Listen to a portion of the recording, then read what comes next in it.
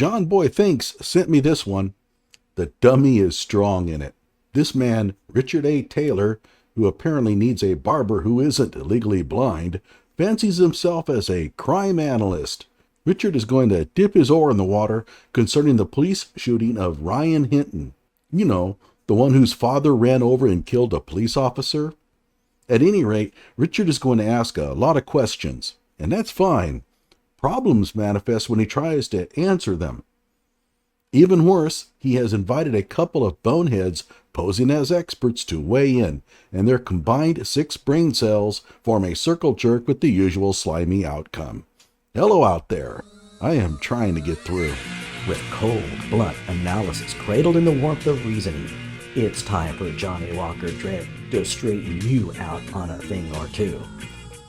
Emanating all the way from exciting Las Vegas, Oklahoma, it's time for the Johnny Walker Dread Show. One thing I can say is that Taylor's editing is even worse than his crime analysis, although I'm probably not one to talk.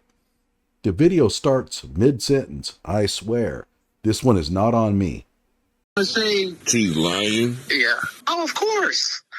I mean, the officers broke protocol. If you got 2 officers, say you're on a call and you get a call of a stolen vehicle, and you pull up on this vehicle, and there's 2 officers and 2 squad cars, and you have a vehicle with 4 individuals in that car. There's no way that 2 officers approach that car with 4 individuals in it. Boy, he's got us on that one. Richard A. Taylor has combed through the police records, and he's deduced that when you have 4 individuals in a car, you never approach them with only 2 police officers. Because you can't apprehend those individuals. You know what I'm saying? You already know it's a stolen vehicle. They're already sleeping in that stolen vehicle. So you know there's a probability that there's weapons there. So, no. Every cop I talk to, I worked next to cops for 20 years. I talked to like at least 10 different cops about this. And they all said the same thing. So. Now, how many cops did he actually talk to about this?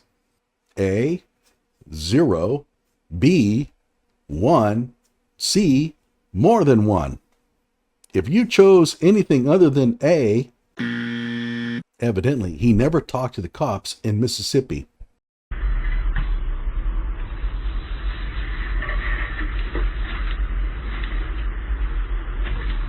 Now, there are 4 individuals in the car, and reports have it that they're going around waving guns at people. How many cops show up to arrest them?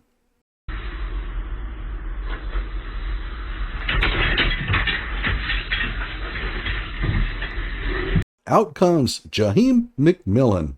He's going to try to teach all future youth on what not to do when the police encounter you and you have a weapon. 2 weapons. Both are handguns. That's right.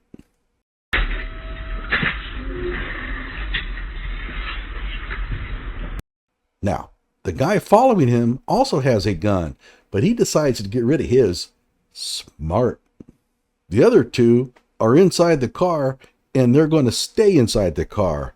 Smartest.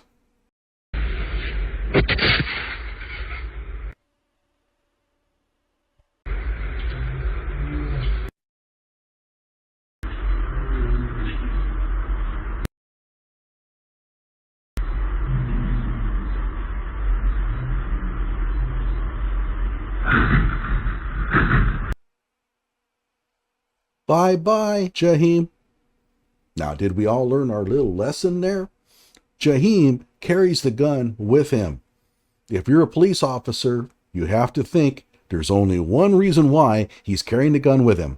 He could have left it in the car, but no, he took it with him for one reason. He's going to use it. By the way, I have a few videos on this incident. It teaches a lot of lessons. For example, what not to do when you're confronted by the police and you're carrying a gun. Leave it behind. But also, witnesses claimed that Jaheim McMillan was coming out of the store with his hands up. That didn't happen, did it? Now, why would a witness say that? They lied. And why did they lie? Because they heard somebody else make that claim, and they wanted to get the cop convicted. We've seen this before. Michael Brown, same thing. He had his hands up. He was yelling, "Don't shoot." Pure malarkey. They made it up. They fabricated it because they wanted to see Officer Darren Wilson in jail. Witnesses lie all the freaking time. We have a witness who claims he saw Carmelo Anthony fighting with Austin Metcalf. No, that witness wasn't there. But everybody's playing his audio saying, "Well, it looks to me like Austin Metcalf was bullying Carmelo Anthony. Both boys were because this witness says so." We'll never learn, will we? At any rate, go watch these videos on the Jaheim McMillan shooting. I think they're pretty good. But then again, I'm a little biased. Now, who didn't learn the lesson from Jaheim McMillan? Ryan Hinton. The lesson was right there on what not to do when confronted by the police. But the race hustlers of the world like Benjamin Crump and Rashad Ritchie and Al Sharpton wouldn't let Ryan learn that lesson. They're like the schoolyard bully who makes fun of you for getting straight A's. Now you may be thinking, well, wait a minute, how do we know that there were only 2 officers there? Good question. Here's a news story. Because the other officer was in pursuit, the officer who shot McMillan believed he was alone with the other 3 teenagers who had been in the Kia, so he turned his attention to them. When other officers arrived, the other 3 teens were taken into custody. You see, Richard, this is called knowing your shit. Try it sometime. Back to our regular scheduled program. But no, that video just made me so upset because it's like they're completely lying. And those cops knew what they were doing. You know, I mean, they were on some glory seeking is what they really were doing. And they were glory seeking. Oh, okay. Yeah, sure. Okay. That's what happened. Okay. But yeah, if you get a chance to talk to some other cops, yeah, this is like the 3rd time I watched the video. I'm gonna have to go in and subscribe, but yeah, man, that's just there's no way. They should have had at least 5 cops there. Mm-hmm. They should have had at least 5 cops there. They should have had cops in front of that vehicle and on the side, and 2 cops on the other side of that vehicle, so that when those guys got up and they looked, the officers would have opened fire and shot each other because they would have all been in the other's line of fire. Yeah, there's a reason why cops don't surround a vehicle. They realize, hey, we're surrounded. Yeah. We're not going to get out. We're not going to run. Yeah, because if there's one thing that an expert witness always trusts is that armed felons are always going to act reasonable and rational. They would have said, "Oh man, we're surrounded. There's nothing we can do." Okay. Tell that to Jaheim McMillan. Running towards a police officer with a gun in your hand and pointing it at the officer doesn't sound too reasonable and rational, but he did it anyway. That's how that should have went down. Yeah. Yeah. But for 2 cops to try to individual, it's just crazy. And the way that they doctored that video, that's crazy. That's what that dad did, what he did. All right. Peace and blessings. Peace and blessings. All praises. Now they're going to talk about the video. We're going to get the doctored video excuse. I have never heard of an actual case where police officers doctored a video. And in the case of Leona Hale, I described why. There's too many people that have to be involved in it. And these people have no stake in it other than maybe going to prison if they're caught. Sure, it's possible that a police officer might drop some evidence at the scene of a crime because he's the one that's going to get in trouble, and he alone can do the dropping. But when it comes to police video, the person who's going to be doing the editing is not the one whose ass is on the line. You're probably talking about some retired police officer in the back room there who's going to be producing the video. He's not going to doctor the video for another cop. I mean, Has that ever happened? I've never heard of it. To the Most High. Proverbs 22:8 says, whoever sows injustice will reap destruction, and the rod of their fury will fail. Interesting comments regarding the Most High. However, they never apply these biblical passages to people like Ryan Hinton. No, it's always to the cop. Well, it sounds like the biblical passage more talks about Ryan Hinton than anybody else.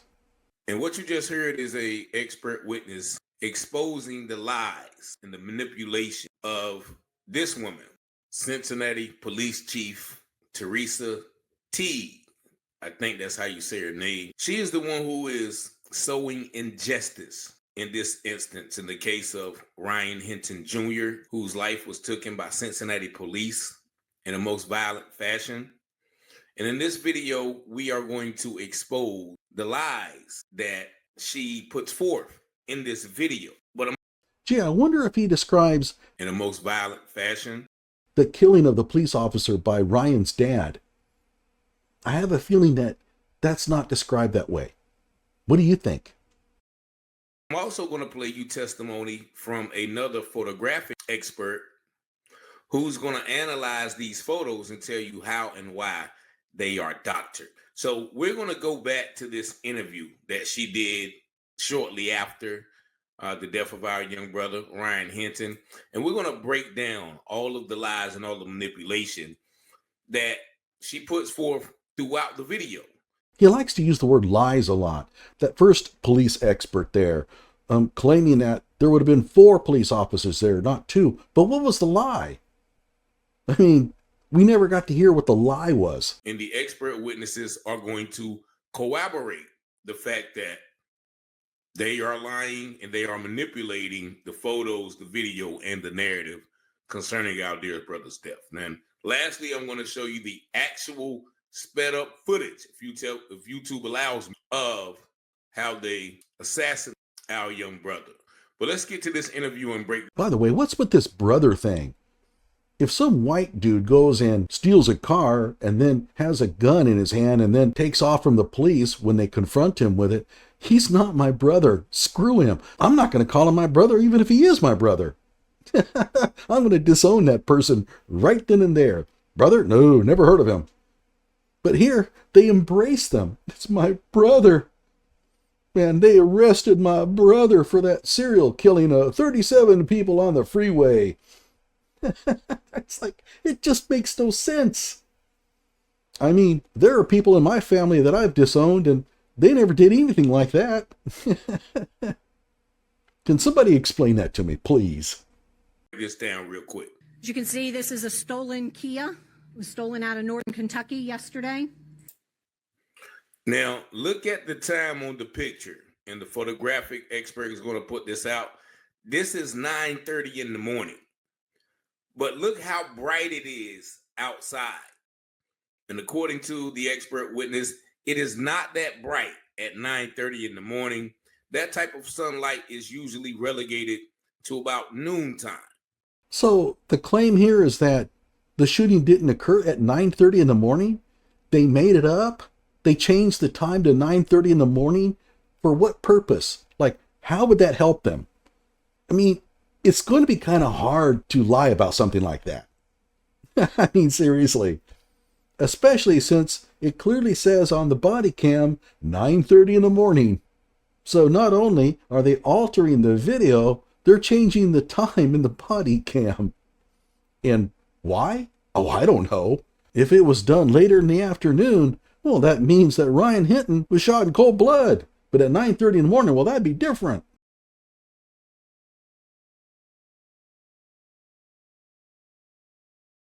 Noon or 12:30. She's going to point this out throughout the video.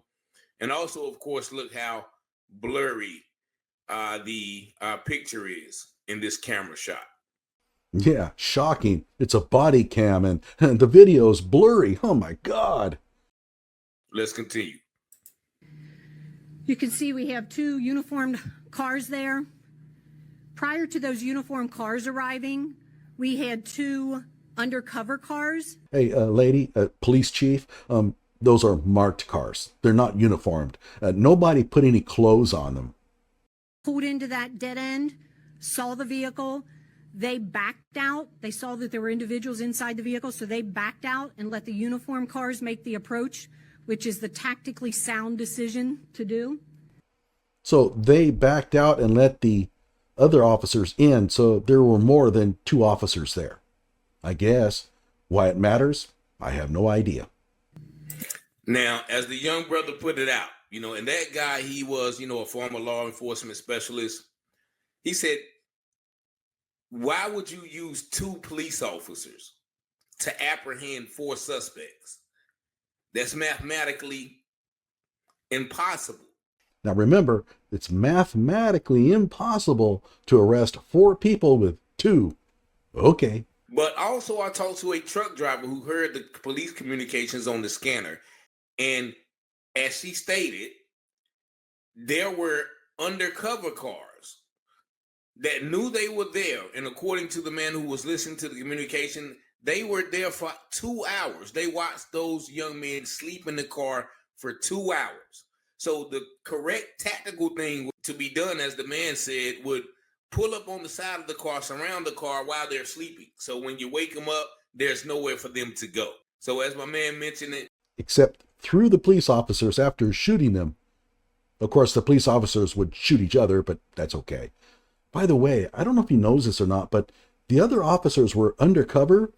They may not have wanted to get involved so that they could stay undercover.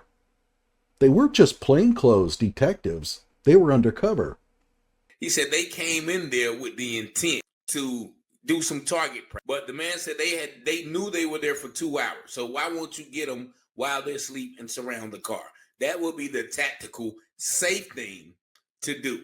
Well, it's 9:30 in the morning. Maybe they were waiting for it to get brighter so that they could see. Maybe they were running the plates on it to try to find out if the car was actually stolen or not. Maybe they were trying to identify the suspects. Or perhaps they were waiting for the suspects to wake up.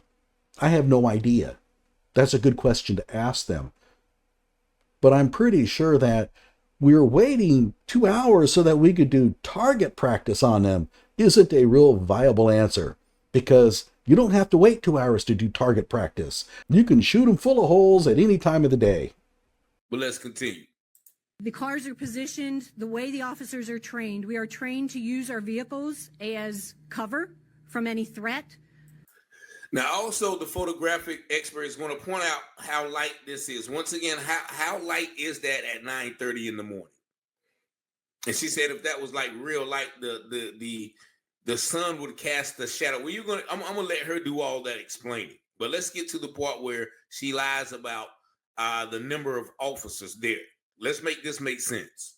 So are you claiming that there were only 2 officers there at all and that she fabricated that there were actually 2 others? I mean, like, what is it that you're claiming is the truth? And he can't tell you. This is a good time to talk about a fallacy that shows up in a lot of these crime analysis videos. A lot of dunderheads think that if you can find something that the officers say that is incorrect, well, that makes the suspect innocent. Not true. There's going to be 1,000 words, 1,000,000 words spoken. Not all of them are actually going to be accurate. It happens. Eyewitness testimony is typically pretty bad. When cops give their reports, they sometimes make mistakes. So to go through and try to find a lie as a way to exonerate your boy or your brother is simply not a good way to do crime analysis. Let me give you an example with Kyle Rittenhouse. Kyle claimed at one point that he was hit with a baseball bat. He wasn't. We know that. That doesn't make Kyle guilty of murder. It simply means that Kyle said something that was wrong. It was incorrect. It was a mistake. So be careful of this tactic. If you're going to analyze a crime scene, you're going to have to take into account the totality of circumstance. And part of that equation is not everybody's testimony is going to be accurate. It happens. But so far, I don't see any lies. She claimed that there were 2 detectives there before. They pulled back and they let 2 uniformed officers take care of it. And the only reason why he's claiming it's a lie is because his police expert friend said, well, they would never use only 2. I just showed you in the case in Mississippi where they only used 2 to apprehend 4 people.